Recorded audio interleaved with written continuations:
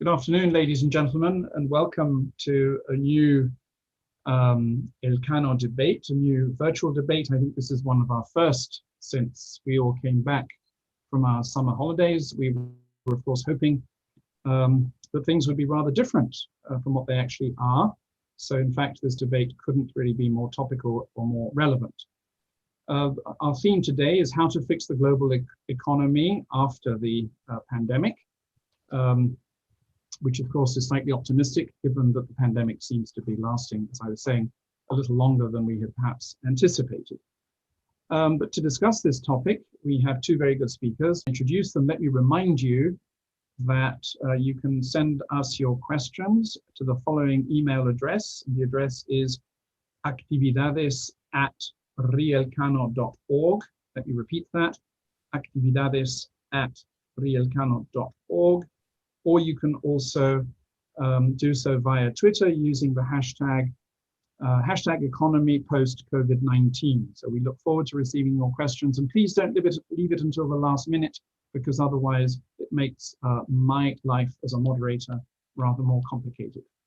So we're very lucky today to have Martin Sandbu with us, and he is the European economics commentator at the Financial Times. And he has made the headlines all over the world for a very interesting book that he has recently published, the title of which is The Economics of Belonging, a radical plan to win back the left behind and achieve prosperity for all. So that's a program in itself. It's a very dense subtitle. And we also have with us Miguel Otero, who many of you will know. He is our senior analyst for the international political economy. Thank you very much, Miguel, for setting this meeting up with Martin, and thank you, Martin, for joining us from London. And before I hand over to Miguel, who has read the book with great interest, by the way, only today there was an article of yours in the Financial Times, the headline of which is "There is no trade-off between quality and quantity of jobs," which I thought was particularly relevant to the Spanish case. As you know, we have chronically high levels of unemployment. Youth unemployment is right up at 40% again right now, as it was after the 2008 crisis. So we have the worst youth unemployment figures in the EU. We normally compete with Greece for this very dubious honor, but I think the Greeks are doing slightly better than Spain is at the moment. So before I hand over to Miguel for his specific questions, Martin, I would simply like to ask you if you could very briefly summarize the main points of your book. What's your thesis? What is this radical agenda, this new thesis that you are proposing? Thank you very much, Charles, for having me, and Miguel for sharing the panel with me, and thanks to everyone who's tuning in. So I called the book Economics of Belonging, and belonging was a word I sort of hit on after thinking about these issues for a time, because it's kind of obviously a psychological and political concept, but it's also an economic concept as I understand it. And I think a big part of my argument is how the economics explains the politics, and it does so through what I call belonging. So I start with this fact that pretty much every Western country had a sort of economy of belonging in the decades after the Second World War, where you saw wage inequality fall, you saw wealth inequality fall, you saw, very importantly, regional inequality within countries fall, poorer places catching up with the richer places. And then from about 1980, all of this ground to a halt, and in many countries went into reverse. Wage inequality, income inequality, wealth inequality, and again, the differences between regions became larger in many countries, or at least stopped converging. I call that the end of belonging. And I think that is really at the root, this economic story is really at the root of the political upheavals we've seen in one Western country after another in recent years. An economic reason why a large group of people, maybe not a majority, but many people have joined a backlash against what we used to think of as the Western order, liberal democracy with a market economy, a social market economy in most cases. So that's kind of the background, trying to identify these economic causes of what manifests itself as a political and cultural divisiveness. And while I don't deny that there's a cultural dimension here, I really think we need to understand the economic dynamics at the root of it, partly because if we want to have solutions, if we want to overcome the political difficulties we're in, if my thesis is right, we're not going to do that by having two sides fight out a culture war until one side wins, but only by trying to fix the real economic problems, which are particularly affect the left behind and those who empathize with them. And I want to go even further. If we do address those economic problems, I think we have good reason to hope that the politics themselves will be tamed, that we can overcome these political divisions that are eating away at so many of our countries at the moment.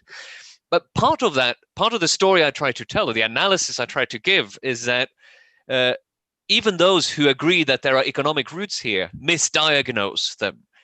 And above all, it's not really a consequence of globalization, in my view, of the increased flow of goods or finance or people, immigration, across national borders, but rather mechanisms of just structural change in domestic economies that basically have to do with technology, and a failure, depending a bit on which country you look at, of national politicians to use the tools available to them to adapt their policies to this changed economy. So just to take the example that we all kind of think about the most, the loss of factory jobs. Every Western country pretty much saw factory jobs in absolute numbers peak in the late 1970s. That's when most people were employed on factory floors, and that has fallen ever since. That started before globalization took off in earnest, although the story we're often told is China stole the jobs, Asia stole the jobs, immigrants stole the jobs. In fact, if anything stole the jobs, it was technology, because the other fact that is much less well known is that industrial production has kept going up in most Western countries. It increased in the 80s, increased in the 90s, in some countries through the 2000s even, punctuated by recessions, but on the whole, the old industrial world still produces much more in terms of the volume of industrial goods than it did 40 years ago. It just needs many fewer people to do that. And that's a good thing. That's productivity. That means you don't need to have a lot of people standing along a Charlie Chaplin style assembly line putting things together. You have robots doing that. Now, that's one example. We can make the same argument about clerical jobs being lost because of computers, or retail jobs being lost because of the internet, and maybe drivers not having a job in the future because of artificial intelligence and automated driving. Who knows? These changes happen. They happen in a way that wasn't particularly good for bringing everyone along. The industrial economy had been good for spreading the wealth across national territories. And on the whole, most countries haven't tackled those transitions well. That's the economic phenomenon at the root. Globalization is a bit of a distraction. Well, what do we do about it? I can't go into detail in very short introductory remarks, but the main idea is that in order to make this work, you can't hope to go back to where we were. Even if you could stop globalization, that wouldn't help. But what you need to do is to really embrace technological change, because that brings productivity, but try to put policies in place that enable everyone, or as near as possible to everyone, to have a more productive place in the economy, more productive jobs, so they get paid better, have better jobs, and are included, so they belong. So we restore an economy of belonging. How do you do that? I'll just rattle through because there's a point here that you need a lot of things to go right at the same time. But you were referring to my article today, which is very much part of the same argument. You need to improve the quality of jobs, higher wage floors, better work standards, better enforcement of both of those things, in order to force companies to get rid of the bad jobs and focus on the good jobs. Then you need policies both in reforms of the welfare state and in skills provision to allow people to move from bad jobs to good jobs. And you need the macroeconomic policies that encourage those businesses with good jobs to expand. So you need a much more aggressive fiscal policy, be less worried about deficits and debt, much more aggressive monetary policy, don't be afraid of negative interest rates. And above all, don't take your foot off the accelerator like in the Eurozone, we did back in 2011 and caused a second recession for no reason, self-inflicted damage. There are some more dimensions. You need a financial system that avoids big debt overhangs. So you want to either make it easier to restructure debts, or you want to have more equity style funding to begin with rather than debt. You want a tax system that is fit for the modern economy. You want to make it easier for people to change jobs. You want to take taxes off labor and rather put them on capital, whereas we've done the opposite over the last 40 years, even while in many countries the share of national income has shifted from labor to capital. So in particular, I recommend a net wealth tax, among other things. And we need a focus on trying to bring these jobs out to the lagging regions. We need to fight a bit of an uphill battle because the nature of the modern economy, the most value-added sectors now are the knowledge-intensive service jobs that tend to congregate in the big cities. That's where they thrive. So you need smart and ambitious policy to make it possible to have more of those jobs outside of the capital cities. That's kind of a list of policies, all of which have to kind of fit together in the right way to make this work. But I think the prize here is that with these domestic policies, globalization doesn't have to be a threat. On the contrary, you can actually double down on it because it will benefit everyone in the national economy. I will finish there, but I will finish with one thought about how this fits into the COVID world, because I finished the book, back in January, February, when coronavirus was just about arriving in Europe. So it wasn't written with that in mind, but everything I've seen since makes me think, although you would expect me to say this since I have a book to sell, to make the arguments even more relevant. But the reason is that these inequalities that I've talked about, that have been intensifying over 40 years, have been intensified even more by the pandemic. It's the people who are left with bad jobs in a precarious work situation, often living hand to mouth. They are the people who are both most exposed to health risk, but above all, who suffer most from the lockdowns, because theirs are the jobs that require physical presence. They are the cleaners and the supermarket shelf stockers and the delivery drivers and the care home workers. So I also think we probably have become a bit more aware of their plight, politicians and the people who work in jobs that you can do from home, for example, the people who have benefited from the growth of knowledge-intensive services, people like us. I think it has been brought home to us just how exposed people on the other side of the economy have been. So I think there's a political moment that's opened. Add to that a final thought, which is that willy-nilly, we have all become accidental radicals. Every government went to unprecedented length, both in terms of the actual lockdown response, restricting liberties in a way previously unseen in peacetime, but above all, pulled out all the stops in terms of preserving incomes, trying to save their economies, thrown out a lot of the old orthodoxies. So we suddenly all radical. So I think it's no longer a question of, is there going to be radicalism or not, but what sort of radicalism, for what purpose, and for whose benefit? And so, in a sense, the book was was written as a defense of what I call a radical centrism, a radical liberal centrism in the mold of something like Franklin Roosevelt and the New Deal, because it's either that or it's the radicalism of the extremes that we have seen picking up already in Europe and in the US. And so, again, it's not a choice between radicalism or not. It's the choice about what sort of radicalism we're going to get. So I will finish there and look forward to the discussion. Thank you very much. And I will hand over to Miguel. And I like this idea of accidental radicals, perhaps reluctant radicals in some case, speaking at least from a Spanish perspective. Miguel, over to you. Thanks, Charles. Thanks, Martin. Really, to be here and for writing this book. I really enjoyed reading it, and I think as well as a reflection of the intellectual and ideological change that the FT went through, since the global financial crisis, in terms of what kind of agenda you put forward in terms of defending the liberal order and liberal ideas and liberal policies, and emphasizing the kind of to equality of opportunity for most people. And I think that is sometimes missed. So I commend you for the book. I really enjoyed it. I think there are many people talking about that we need a new social contract, and I think you put forward there actually concrete proposals, concrete policies that can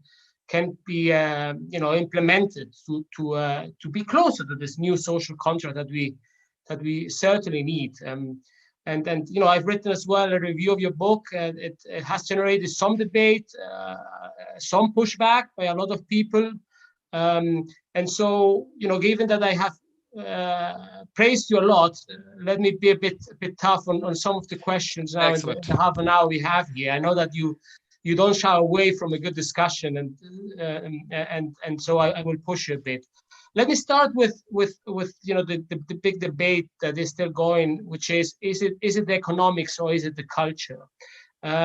Don't you think that you downplay a bit, the cultural differences that when you talk about belonging, that there is a quite high number of people that are not the losers of this process. They actually, a lot of them in good jobs, well off, but they think that over the past 20, 30 years, the progressive, equality, gender, urban agenda is just like too strong.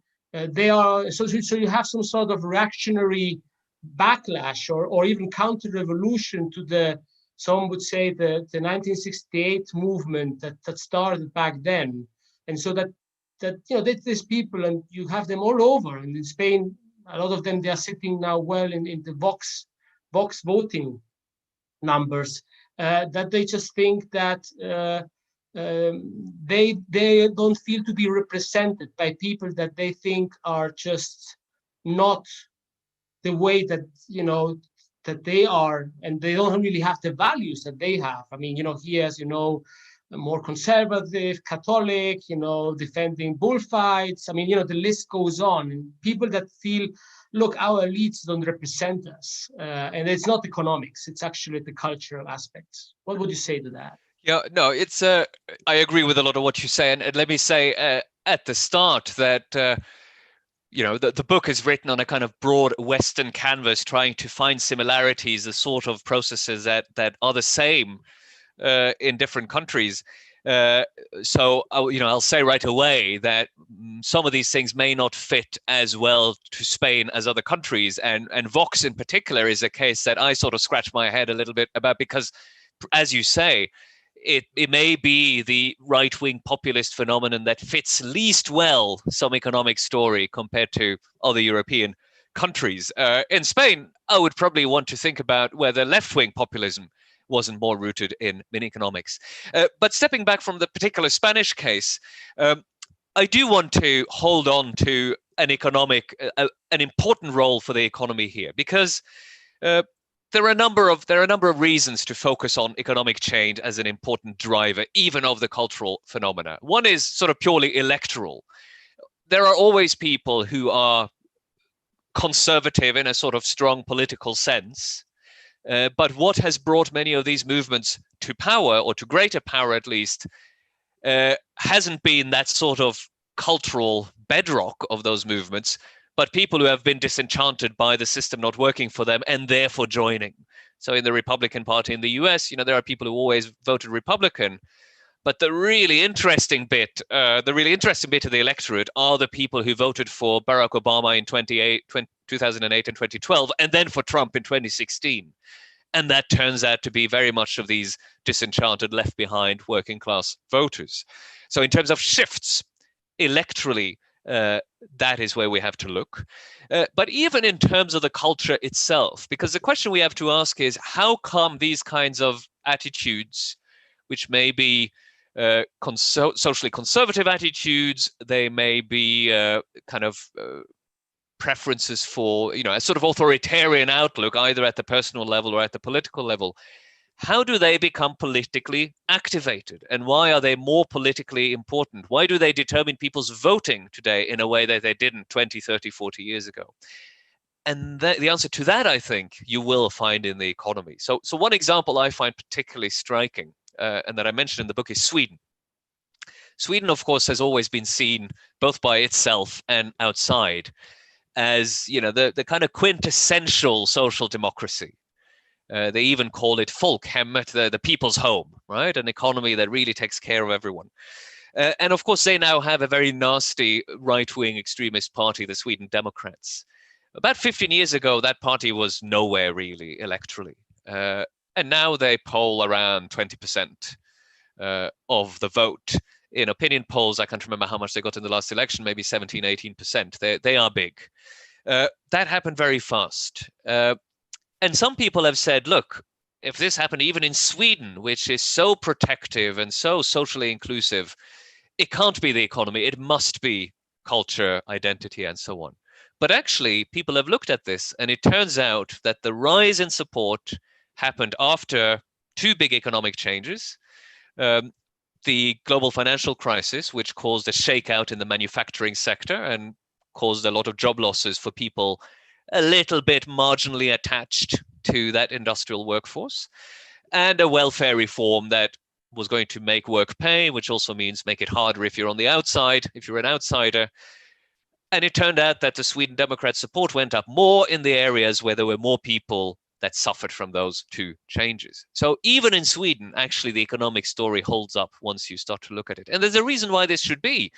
I'm no expert on the psychological literature, but from what I can glean, there is a pretty well-documented tendency in humans that when we are under external stress, including economic pressures, we have a tendency to opt for a more inward-looking attitude, for a more identity-based style of affiliation, and even for looking for strong leadership, all of which naturally feed into support for especially right-wing extremist parties, sometimes left-wing extremist parties as well. So yes, it has to do with identity, but how did identity become important politically?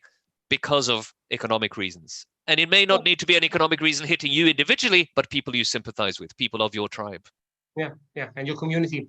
Well, I mean, that is positive because, if we fix economy, I mean, fixing the culture and identity is much more difficult. Exactly. If it is actually the economics, that's okay, so we have something there.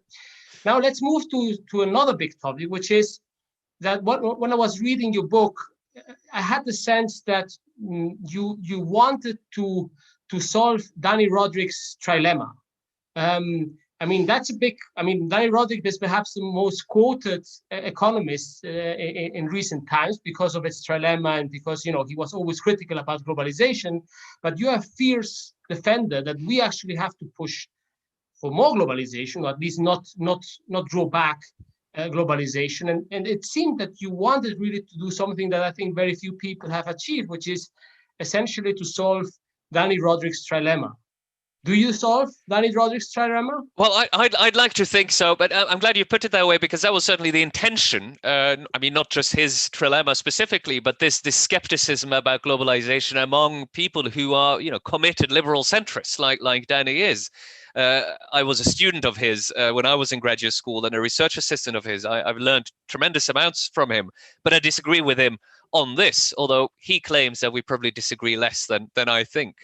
For two reasons. To the audience, for those who haven't read Danny Roderick's work on this, the trilemma is this idea that there are three good things you might want: democracy, national self-determination or national autonomy, and globalization, and you can at most have two of them at any one time. The three of them together are contradictory. That's the trilemma. Well, I disagree with Danny on this for two reasons. So one is that I don't think it's a trilemma. If anything, it must be a dilemma, because I don't think it matters whether it's a democracy or an autocracy. The conflict, surely, if there is one, is between a nation doing what it wants and the strictures of globalization. An autocratic leader is just as bound by globalization as democratic leaders are, I think. So I think it's a dilemma. But I don't even think that. Dilemma or trilemma, it's a nice theoretical construct, but it's an empirical question whether these things are really in contradiction, right? Or at least if it's a practical contradiction that stops people from getting what they want. And so my claim is that this trilemma thesis has never been tested in practice. No national governments have really tried to go as far as they could in order to fix the problems that are supposedly blamed on globalization with the domestic policies available to them. So this is a bit of a theme in my writing, not letting national politicians off the hook. So all the things I list in the book as possible policies are policies you can carry out in the current system of global rules. If a country implements all of those and they then run up against globalization somehow and it doesn't work, then I will start saying, okay, maybe Danny was right and I was wrong. But I don't think anybody's tried.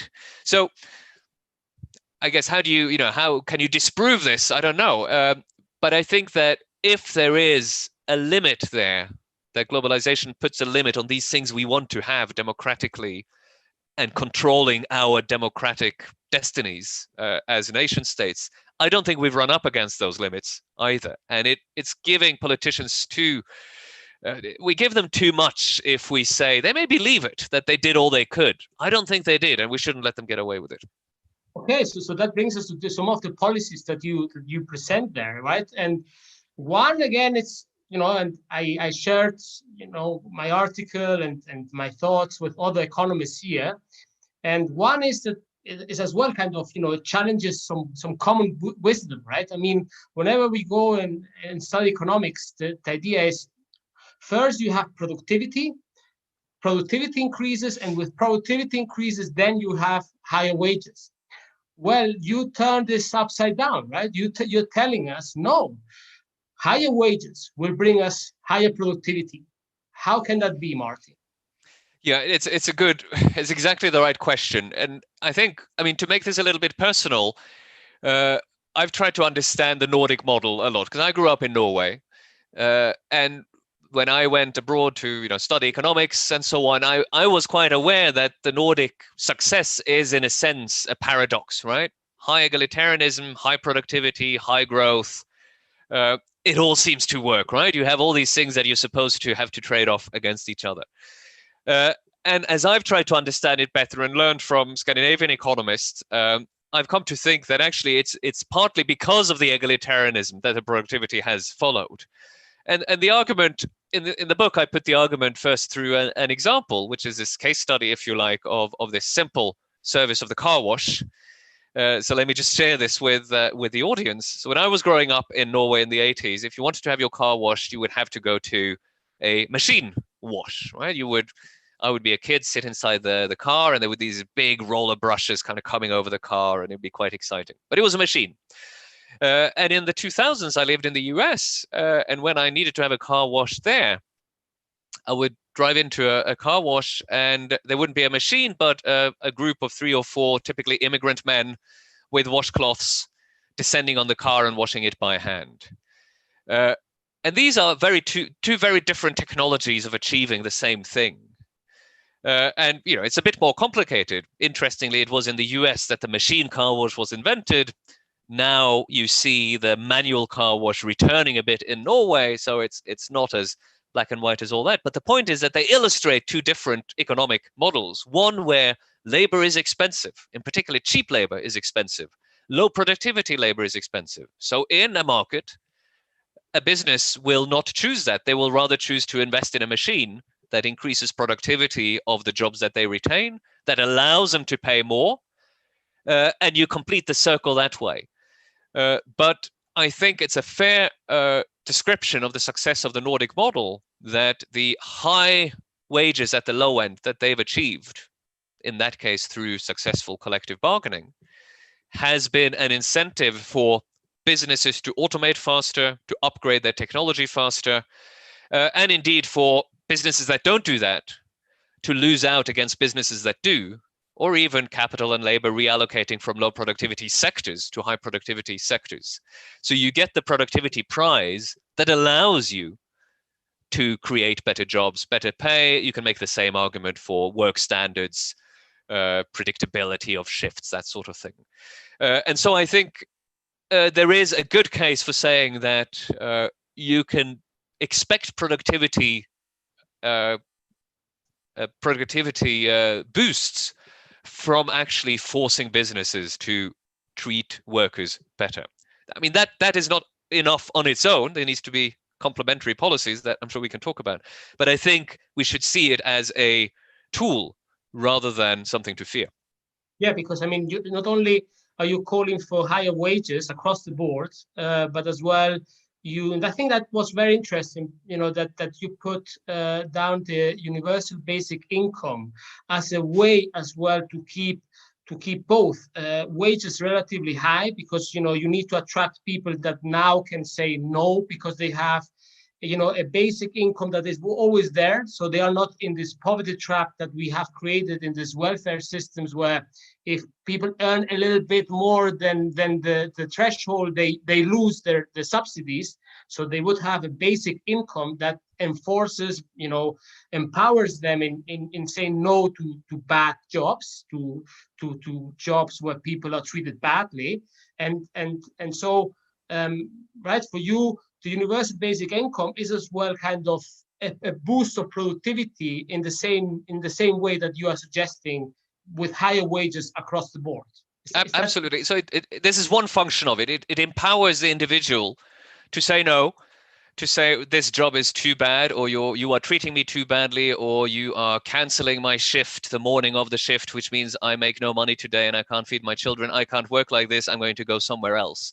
The ability to do that, which UBI, Universal Basic Income, allows, I think is tremendously important, partly, just for well-being, economic and psychological well-being, but in order to create the right incentives for businesses, to make it harder to offer bad jobs.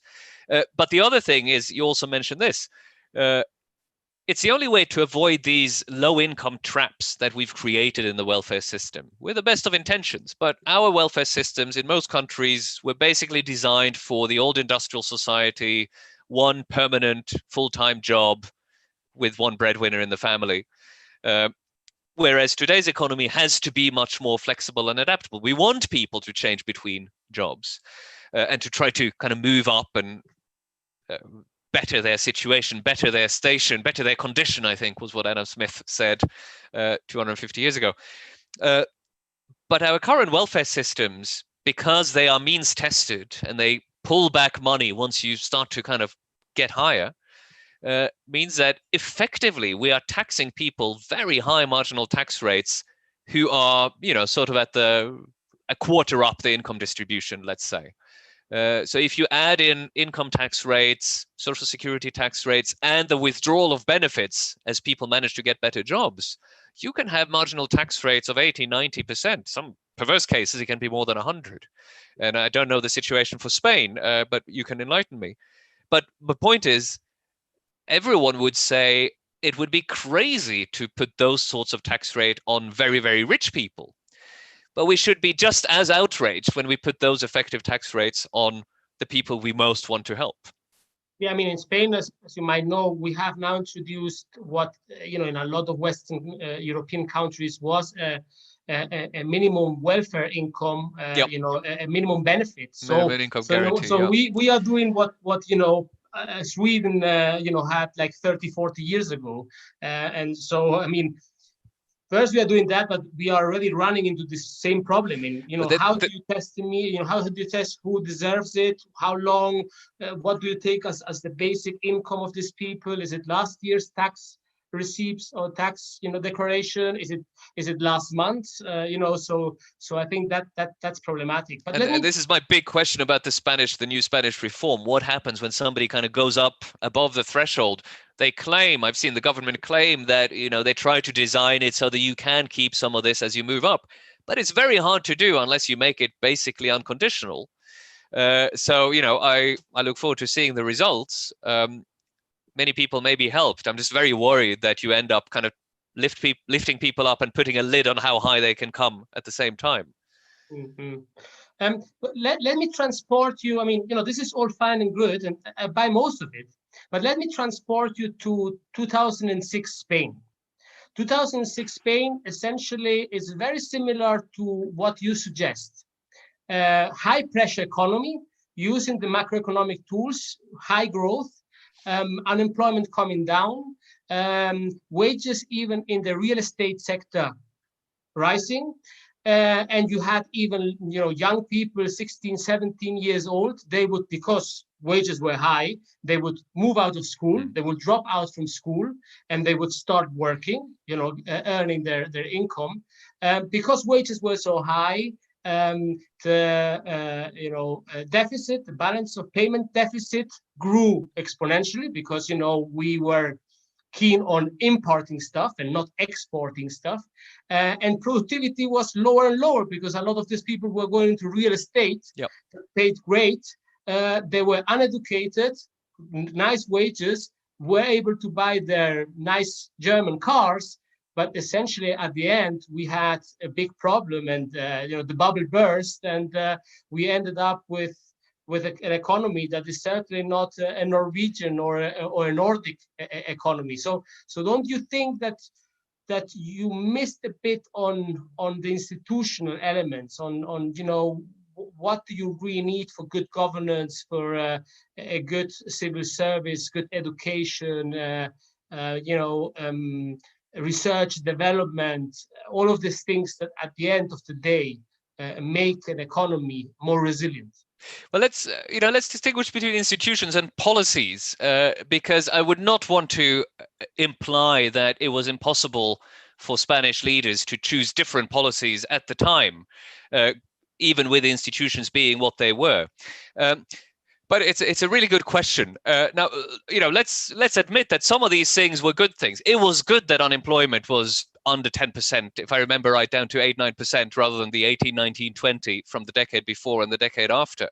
It rather showed that actually in Spain it's possible to aspire to those unemployment rates. And so that's the standard we should hold leaders to. That's what they should be able to achieve. Second, you will know that, in fact, all of this was happening with the public finances looking in pretty good order. It wasn't a big public sector deficit. It was a big current account deficit. But that, of course, we should have seen at the time was unsustainable. You can't borrow. It was close to, I think, 10% of GDP at worst in terms of financing spending domestically by borrowing abroad through the banks.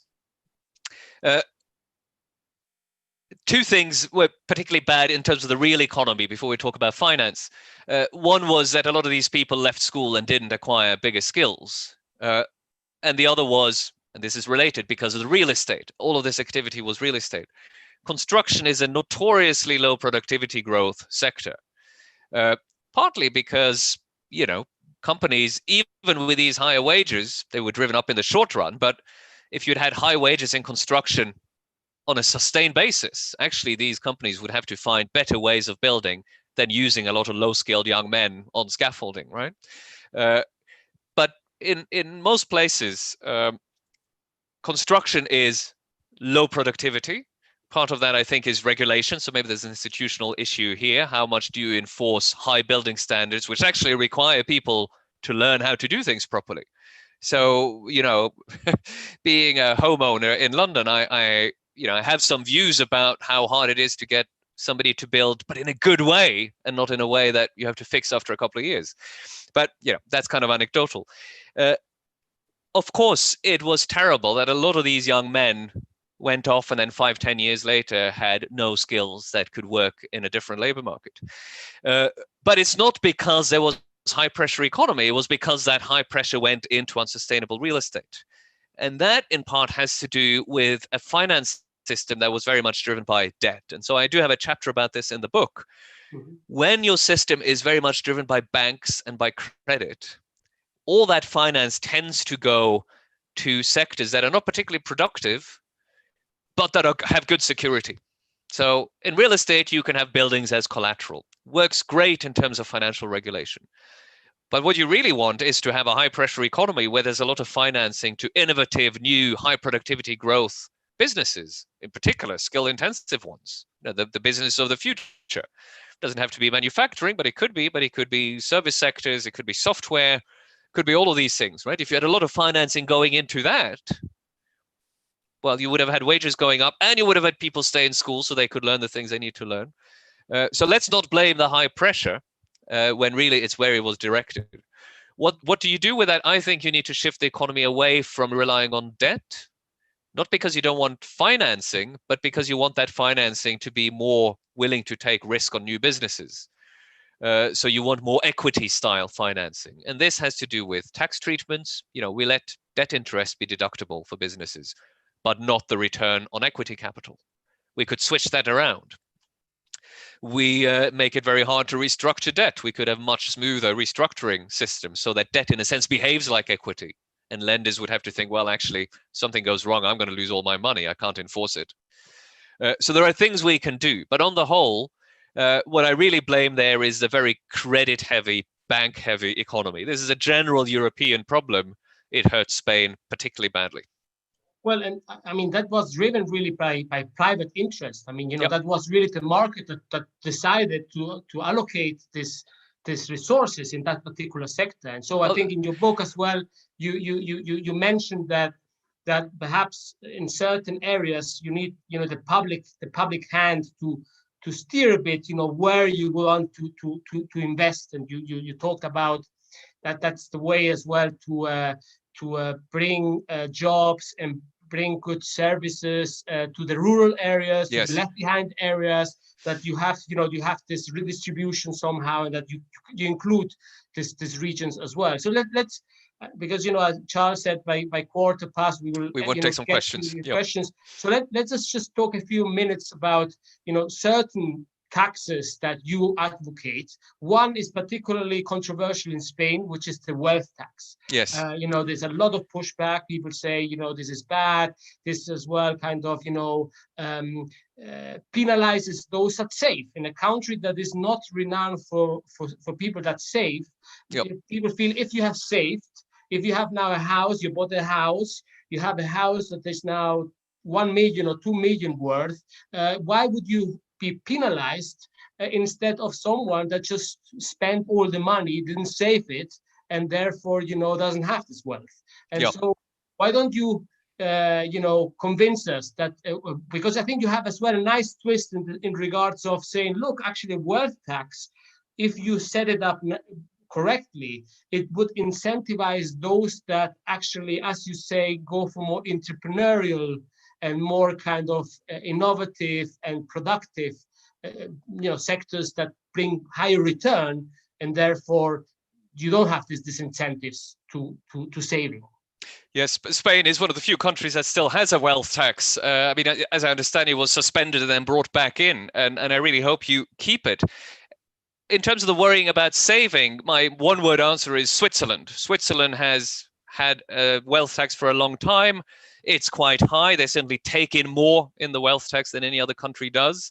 Switzerland has no problem with saving. It's a high-saving country. It attracts billionaires from all over. They actually are a bit, partially exempt. But Swiss people, Swiss citizens, are subject to the wealth tax, and I don't think anyone says that they don't save enough. Your example is a really good one. Somebody who's invested in a house, and they have a house that's worth several million. Well, yes, but from a social, economic, from a societal point of view, we don't really want all our capital to go into houses. We want it to go into productive uses, into either machines or knowledge, various things that create new value. Of course, we need houses for people to live in, but as an investment object, we'd really like people with capital to invest to be willing to invest them in more productive things. And that's why the fact that somebody who invests in a sort of idle way are hit by a net wealth tax, that's a feature, not a bug. I think we want to compare the net wealth tax with other ways of taxing capital. So compare it with a tax on dividends or interest. The normal way of taxing capital is that, the higher your return, the more you pay in tax. You pay 20, 30, 40% of your return in a tax, right? In a dividend tax, for example. So if you deploy your capital in a low return way, an unproductive way, you get away with paying less tax. If there's no return, you pay zero tax. Whereas the really good entrepreneur or the person who takes a risk and creates something new and valuable pay much more tax. With a net wealth tax, you pay the same amount on your total wealth, regardless of your return. So you end up penalizing those who get a low return, and you reward those who find the best return, the best users of the capital, which may not be a luxury house, but a business, right? And so, a little bit tongue-in-cheek, I've written about the wealth tax and called it that the handmaiden of capitalism, because it reinforces this capitalist reward for entrepreneurship, and that's exactly what we want. So please do keep the wealth tax. Make sure it's a net wealth tax. It should be on the difference between what you own and your debt. Unlike most property taxes, actually, which don't take account people's mortgages. And use that rather to remove taxes from other things like labor or even other capital taxes. Yes, Martin, I don't know whether you know, but I was born and raised in Switzerland. So a lot of what you say, for me, it doesn't really sound very alien. It sounds pretty logical, not radical, but it sounds radical from other perspectives. And Spain is not the only country where there's pressure against the wealth tax. It's been taken away in many countries. Yes, of course. Charles, I think one of the questions we had was, what was the reception of the book so far, Martin? Have people really bought into your radical agenda, or do you have a sense that they find it too radical?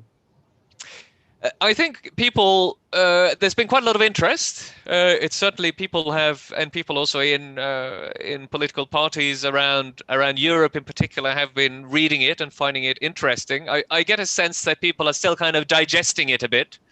I think you wrote in your kind review that you had started to think, well, maybe UBI could be a good idea. And I've had similar reactions from others. People say, I was always opposed to this, but you made me think again. But maybe that's the level that it's at. You've made me think again. That's the first stop on the road to conversion, I'd like to think. But I don't think I have any converts yet, but it's early days.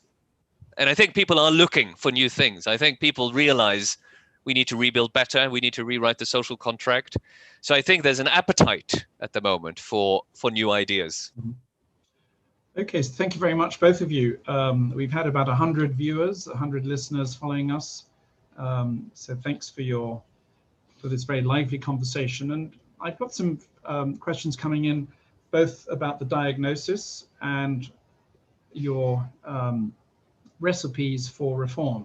So as far as the diagnosis is concerned, Danny Roderick must have followers among the listeners as well. So, but I liked the idea that it's a dilemma and not a trilemma. I think you've convinced me on that front. But one of our viewers wants to know whether what happened in Greece during the 2008 crisis wasn't evidence of Danny Roderick's trilemma in action. And since you work for the Financial Times, I suppose some people are asking themselves about Brexit Britain. In other words, to what extent do you really believe that the Brexiteers won the referendum for these economic reasons that you've been pointing out, or social and economic reasons? Surely some of them are saying the cultural dimension also played an important role, whether it's Euroscepticism, which doesn't necessarily have to be related to economic and social factors. It may relate much more to questions of national identity and self-perception and so on. So if you like, we can start with those two. Greece, what does Greece tell us about Danny Roderick's trilemma, and how does Brexit Britain fit into your model? Very good questions. Greece, of course, on the face of it, does seem like it illustrates the trilemma. What they basically had to do what they were told by either European rules or, in practice, European finance ministers and leaders. But I address this. People who really want to know what I think in detail, I wrote a book about this called Europe's Orphan, a defense of the euro, a couple of years ago. I'll just very quickly say the main point of the argument there. The decision that had to be taken in Greece in May 2010 was whether or not to restructure the sovereign debt. As we know, they did that a couple of years later. When you build up debt that turns out to be too high, too big to service or to honor in full, you can either be bailed out by someone or you can decide not to pay it. You can default.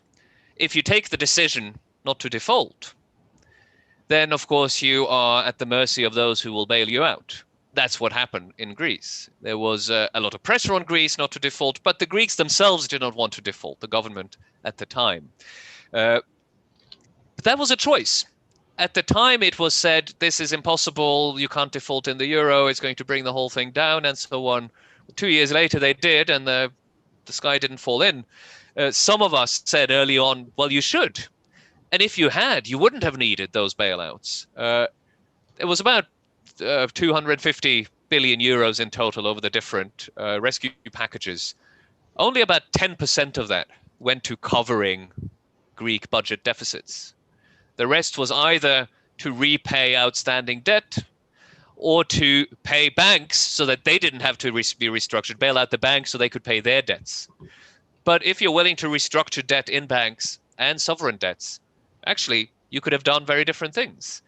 You could have, if you could have taken a tenth of the money and probably had much more growth. So I don't buy that Greece was this trilemma where there was only one way out once you'd accepted global finance. Global finance causes problems, for sure. But there are a lot of more things we can do at a national level to protect against those problems than people have tried. On Brexit Britain, again, of course, it's both cultural and economic. But there are some very convincing studies now that show that economics played a big part, at least in getting the result to be what it was. A bit like with US Republican Party, there will be people who always vote Republican, whoever leads it. There were people who would always vote to leave the EU no matter what the situation was. But in a sense, what matters for the outcome are the people in the middle who swayed one way or the other. So one particularly interesting study by Timo Fitzer, an economist, looked at how the austerity program of the coalition government hit very unevenly across the UK territory. A lot of that budget consolidation happened in cutting grants to local governments. And some areas are much more dependent on local government services than others. So it turned out the impact of these cuts varied widely across the territory.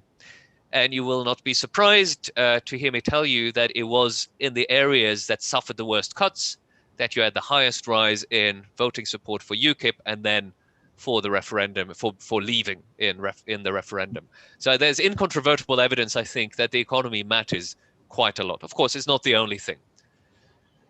Okay, we have people who are asking questions about, going back to your introductory remarks, basically your narrative is that we have the opportunity to make virtue out of necessity when you were talking about the impact of the pandemic.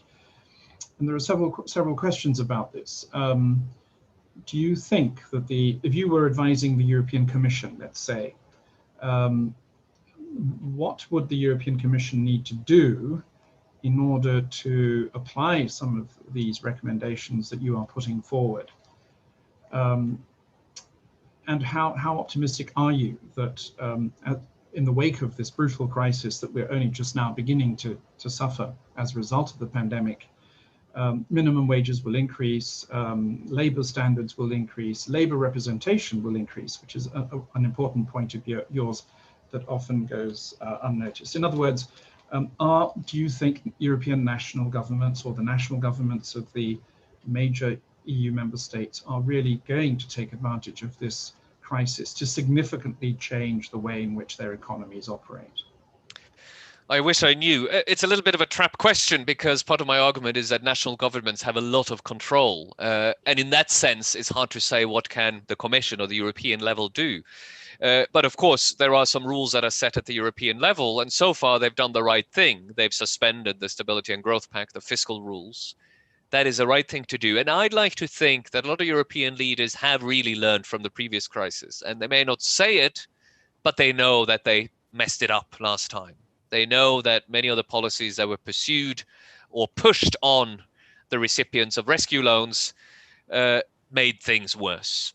I mean, that is in hindsight now, and some of us were saying it at the time, but in hindsight, I think most people say we can't do things that way this time. And you see that in the very uncontroversial decision to suspend the fiscal rules, in the surprisingly fast agreement to actually have a proto-fiscal union and some transfers to allow spending at the level that's required. The big question mark for me, I think, is when the rubber hits the road, we're going to see the sort of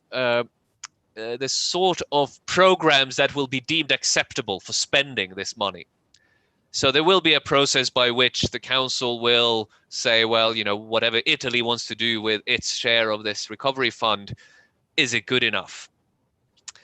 One element of that is, does it address new priorities, greening, digital economy, and so on? But another is what will be the more or less consensus view on what counts as good economic policy? And here, I think we really don't know. Will they fall back into a focus on unit labor costs and competitiveness that we saw 10 years ago that ended up not being very well? Or will they, for example, learn from Portugal's experience, which after they came out of the Troika package, went in a direction of increasing minimum wages, for example, and showed that that could be done with increasing growth and increasing employment. So, you know, basically my answer is I don't know, but these are the things I'll be looking at. On the fiscal and macro side, there are very good signs. On the micro side, I'm much less sure, and I think it will depend on what national governments do and show to be workable and show to be successful. Excellent. Well, I'm afraid all good things must come to an end and we've run out of time. But thank you very much, Martin, for your contribution. It's actually quite an optimistic message, I think, in a way. As Miguel was saying, first of all, if it's the economy and not cultural factors, then at least the economy is something, in spite of the limitations of the dismal science, it's something that we can more or less hope to reform, while deeper rooted cultural phenomena are probably politically much harder to handle. Secondly, it's an optimistic message about globalization as well, or at least you are shifting the emphasis away from globalization bashers towards other kinds of problems. And thirdly, I suppose the third optimistic dimension is national empowerment. You're basically telling us that what national governments do, the policies that national governments adopt, are still ultimately crucial at the end of the day.